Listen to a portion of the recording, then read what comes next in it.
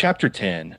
By the time Beef already got to the mess hall for breakfast, he had a hacking cough and his throat was so sore he couldn't speak.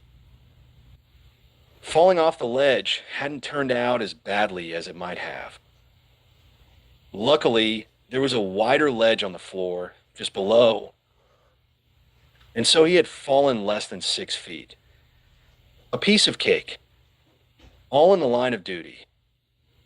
He had fallen with a thud. But if he was hurt by the fall, he was too wet and too exhausted to notice. When he returned to his room and gazed at himself in his trusty dresser mirror, he was appalled by what he saw. His normally lustrous hair was dull and plastered against his head, which violated grooming rule 12-CC. His eyes were red-rimmed and bloodshot, which violated hygiene rule 879-K. Even a scalding hot shower couldn't return the color to his pallid cheeks. "I'm a mess," he croaked. "I'm not regulation." But he didn't care. Not if it meant success for Mission Z-12. He staggered down to the mess hall, so tired he forgot to punch a plebe in the face. He managed to locate Cammy sipping a cup of orange juice at their usual table. "How are you?" he tried to say. His mouth moved, but no sound came out. He had lost his voice entirely. "Croak, croak," Cammy replied. "You can stop the funny animal sounds," he said in a soft whisper. "It's morning now." "Croak, croak," Cammy replied. She pointed to her throat. Beef quickly caught on. Her throat was so sore she couldn't talk. She could only croak. She smiled at him. He smiled back. Her head hit the table as she fell asleep. He shook her hard, finally managing to wake her. "We have to go take the Colonial Space Settlement exam," he reminded her. "Croak?" She couldn't hear him. "The exam?" he whispered. "Croak?" Their conversation was interrupted by the sight of Hunk, Rip, Shaky, and Andy bounding energetically into the mess hall. To Beef's utter dismay, all 4 of them looked happy, bright-eyed, and well-rested. They were laughing loudly despite the early hour, and began enthusiastically tossing breakfast rolls at each other. "Hey, look at them," Beef whispered to Cammy. "Croak, croak." "They don't look tired. But they've got to be. They must be faking it," Beef whispered. "Croak?" Cammy asked. She really couldn't hear Beef at all. Her head hit the table as she fell asleep again. Again, Beef revived her by shaking her shoulders. "I'm going over and talk to them." Beef mouthed. "Croak?" Cammy replied, so exhausted he could barely see straight. Beef stumbled over to Hunk and his 3 buddies.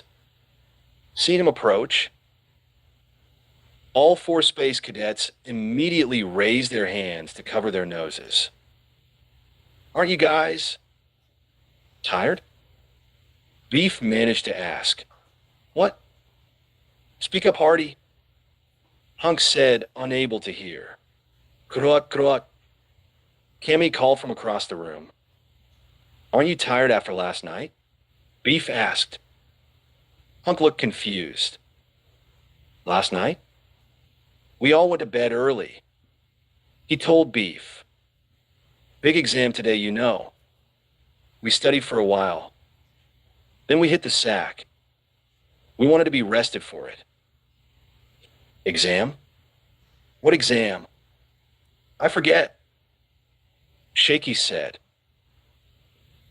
He was trembling and shaking the table, so hard the soft-boiled egg on his plate turned into a scrambled egg. "You mean?" You slept? Beef asked in disbelief. We all slept like babies. Hunk told him. Like babies? Andy repeated. Huh, huh, oh. But, didn't you hear any funny noises? Beef asked, hardly able to mouth the words. Hunk thought about it. No. No funny noises. Just Rip snoring. But we hear that every night. I don't snore. Rip insisted angrily. I'm just a loud breather. He had a giant-sized box of cornflakes in front of him. He poured a container of milk into the box and began wolfing down the cereal right from the box. Come to think of it, Hunk said, thinking hard. Yes? Yes? Beef whispered eagerly. I did hear a loud crash outside our window early this morning. It woke me up for a few seconds. I heard it too, Shaky said. It scared me. Sounded like someone falling onto the ledge or something. It took me nearly 30 seconds to fall back asleep. Ah, huh, he, said Andy, and he beeped loudly. Pardon me? He added, holding his hand over his mouth. Beef didn't like what he was hearing. He was beginning to think there may have been an important flaw in Plan Z-12. You heard something fall onto your ledge this morning, huh? He asked, struggling to make himself heard. Your room is on the 20th floor, right? Room 2034? Huh, man? Hunk shook his head. We're on 19th. Room 1934. Beef let out a high-pitched eek and sank to his knees, his eyes spinning in his head. He and Cammy had serenaded the wrong room. After staying up all night in the rain, mooing into the wrong window, he had fallen down to the right window. How could Debbie Dork, his one true love, have made such a hideous mistake? Rip, still chewing cornflakes, helped Beef to his feet. You okay, man? You look terrible, Shaky told him. Better get your gear displacements checked. And he advised. Yo, let's go, guys. Hunk said, standing up. Time for the exam. Exam?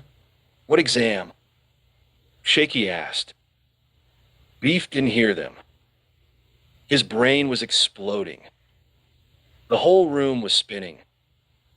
Somebody managed to stagger back to Cammy, who was waiting at the table across the room. Krok, krok, krok. She asked eagerly as he stood unentertainingly across from her. Fine, he said.